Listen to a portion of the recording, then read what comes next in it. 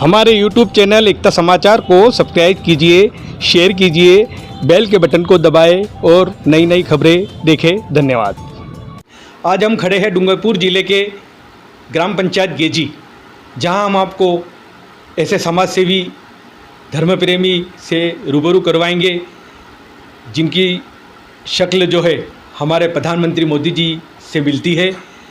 एकता समाचार के माध्यम से हम आपको इनके परिचय के बारे में बताएंगे, इनके जीवन के बारे में बताएंगे और भारत देश में क्या हो रहा है ये अपनी जुबान से बताएंगे। इसी विषय में हमारे बीच हमारे साथी लोकेश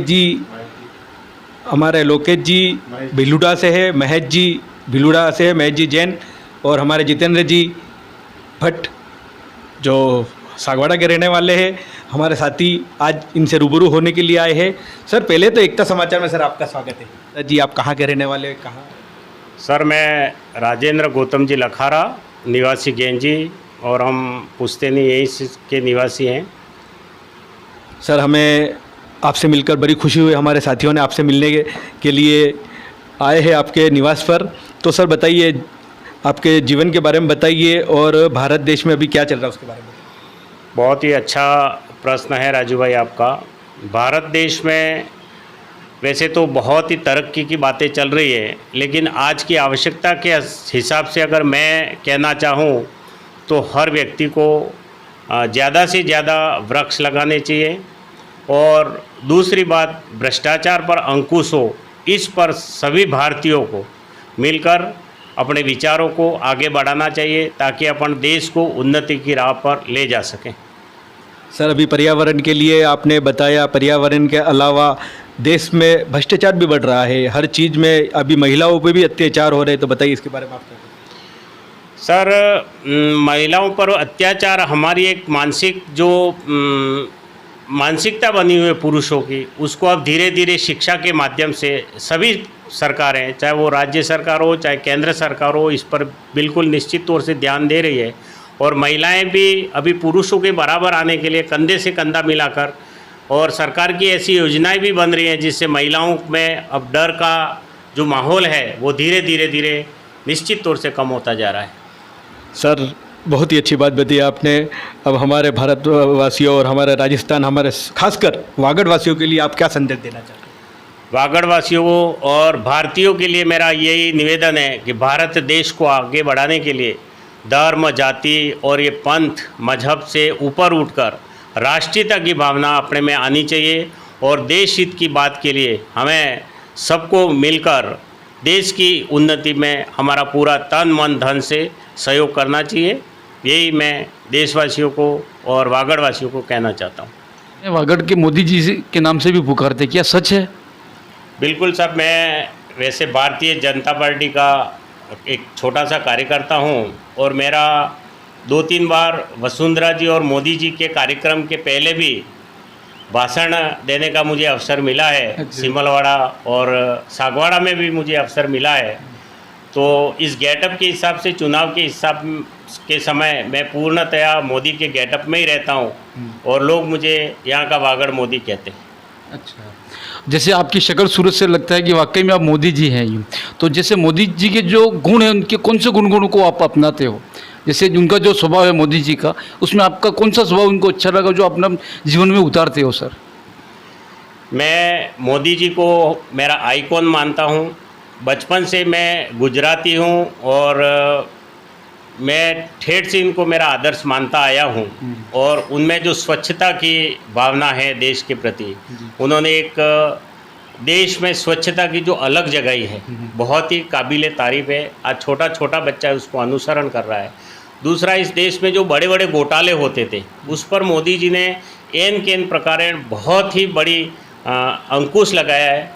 ये बहुत ही बड़ी उपलब्धि है और मोदी जी की तारीफ़ करने बैठे तो उनकी तो अथाह है, कुछ कह नहीं सकते, क्योंकि उन्हें अपने परिवार के लिए नहीं जीना है, उन्हें अपने देश के लिए जीना है। तो उसी तरह से हमें भी उनके पद चिन्हों पर चलने का प्रयास करना चाहिए। यही मेरा निवेदन है। सर, उनके जो चेहरा, उस चेहरे से आपका चेहरा मिलता है तो आपको अंदर से, जैसे लोग कहते हैं वागड़ के मोदी, तो आपको अंदर से कोई गर्व महसूस होता है कि नहीं होता? बिल्कुल साहब, बहुत ही गर्व होता है। मैं जहाँ कहीं भी मेहमान जाता हूँ या कहीं भ्रमण में भी जाता हूँ तो कई सारे लोग मुझे मोदी के गेटअप में देख के मेरे पास सेल्फी लेने के लिए आते हैं, हाथ मिलाते हैं और चुपके से आपस में चर्चा भी करते हैं कि देखो वो मोदी जा रहा है। अच्छा। तो ये सब बातें सुन के मुझे वास्तव में मन से गौरवान्वित महसूस करता हूँ मैं अपने आप को, और ये मेरा परमात्मा को बहुत ही शुक्रिया है कि मुझे इतनी बड़ी शख्सियत का हमशक्ल बनाया। तो उसके लिए मैं परमात्मा का बहुत ही आभारी और धन्यवाद देना चाहूँगा। कहीं गए हो और मोदी जी आए यूँ करके, जैसे आपको लोगों के में भ्रम पैदा हो गया कि सही में मोदी जी आए, ऐसा कभी हुआ कि आपके जीवन में? बिल्कुल साहब, मैं वसुंधरा जी के कार्यक्रम में जयपुर गया हुआ था, तो कई सारे लोग मुझे ऐसे घेर के खड़े हो गए। हम क्योंकि वहाँ बहुत ही हज़ारों की संख्या में भीड़ थी और अपने माननीय सांसद जी खुद उस समय उस गेट ढूंढ रहे थे और हमारे राजू भाई साहब भी अचानक मिलना हो गया और हमारा परिचय वहीं हुआ जयपुर में ही। तो ऐसे कई बार हुआ है। हालांकि वो देश के प्रधानमंत्री है, इसलिए लोग जानते हैं कि क्योंकि सिक्योरिटी में रहने वाला आदमी, तो थोड़ा इतनी तो बात नहीं आती है कि जैसे अपन को घेर ले, लेकिन लोगों में उत्सुकता जरूर रहती है कि वास्तव में ये मोदी ही है। हाँ, जैसे सर मोदी जी ने भी क्या थोड़ी दाढ़ी अपनी बढ़ा रखी है और पीछे से बाल भी बढ़ा रखे हैं, तो आपके क्या छोटे छोटे थे, क्या आपकी भी इच्छा है कि मैं भी थोड़ी दाढ़ी बढ़ाऊं और पीछे से मेरे बाल बड़े करूं, ऐसी इच्छा है क्या आपकी?